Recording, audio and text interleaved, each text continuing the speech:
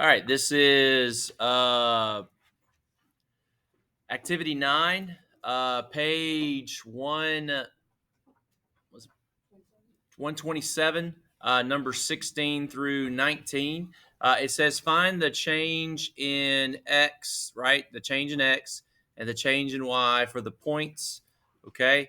So again, we got to remember that whenever it says delta y, right, it wants to know what's the rise. And whenever it says delta x, it wants to know, well, that shouldn't have been there. Delta x, it wants to know what is the run. Okay. So to do the delta y, right, the change in y, that is y2 minus y1. We go over here, label our points, x1, y1, x2, y2, and we get -7 minus a -2, -7 minus a -2, which of course that's going to be -7 plus 2, which is -5. So if you want to rewrite that right there because you got some room, right, that is -5, right? That is one part of 16, right? That's one part of 16. That's the one we're doing here. That's one part of 16. All right. And so now doing the delta x is, again, your x2 minus x1, which is 9 minus 7, which is just 2. So your delta x is 2. Delta x is just 2.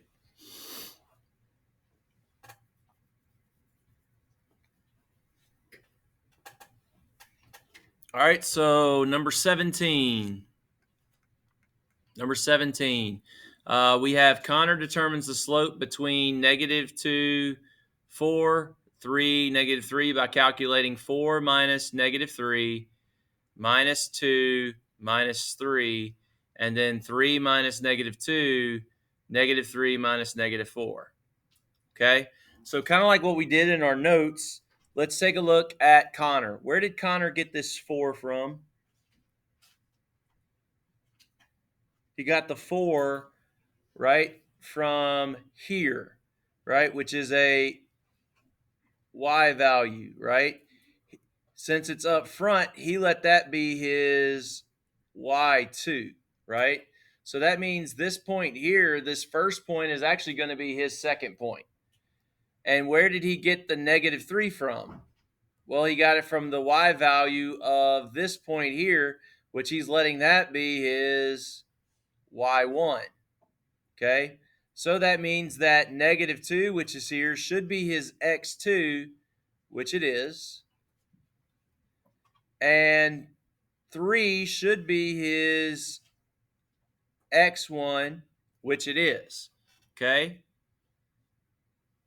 so whose reasoning is correct? Well, right now Connor's is, right? Connor's looks legit. Everything checks out, right? So right now we're just going to say Connor as an answer, right? Because we know that one works. So let's take a look at April. April says that it is 3 minus 2, -2, -3 minus 4. Okay, well, where'd she get a +3 from? Yeah, a +3 can only be the x value. Okay, same thing for this -2. Where'd she get this -2 from? Yeah, right here.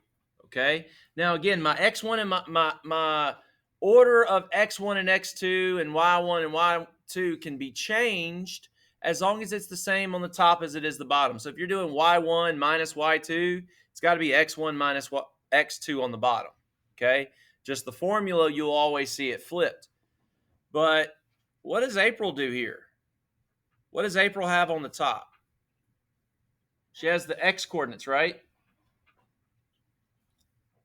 And if, right? So slope is your rise over your run, right? Slope is your rise over your run.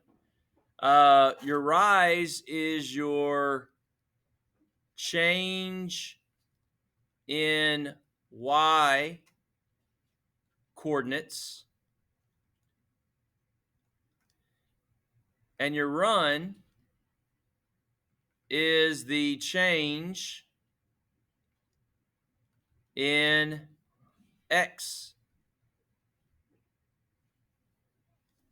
Your change in x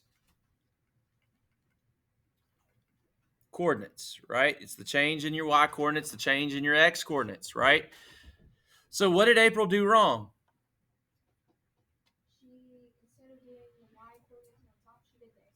Yeah, and so instead of doing rise over run, she did run over rise, right? So we're just going to say April is wrong because she used run over rise, right? We already said that it should be rise over run, so we don't have to say why she did it wrong, but we just stated, hey, that's why she did it wrong. Okay, number 18. Number 18. So when given a table of ordered pairs, find the slope by choosing any two ordered pairs from the table.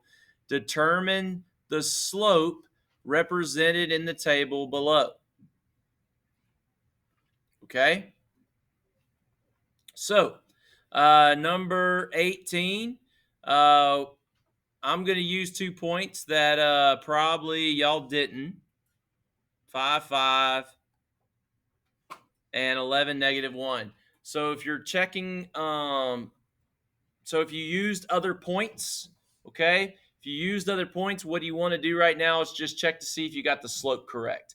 Because if they got, if you got the slope correct, then you probably did it right, okay? The slope should be correct no matter which points you use.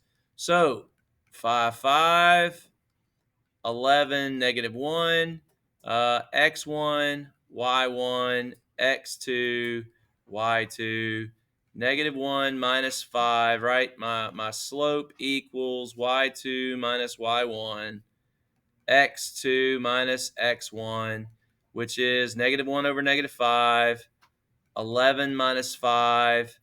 That is -1 plus -5 over 6. I'll go ahead and simplify that.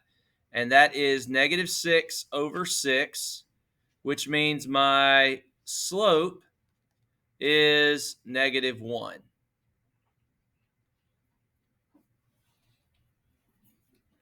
Which means my slope is -1. Okay? So if you use 5, 5 and 7, 3, if you use 7, 3 and 9, 1, if you use 9, 1 and 11, -1, or 7, 3 and 11, -1, doesn't matter what you use, okay? The slope will be the same, okay? The slope is going to be the same.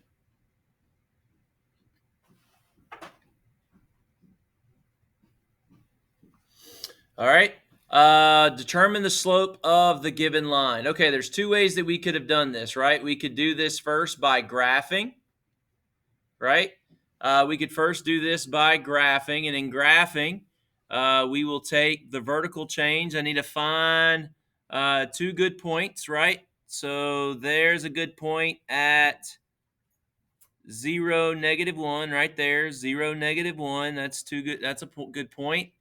And then 2, 3. 2, 3 is another really good point. So I do my vertical change.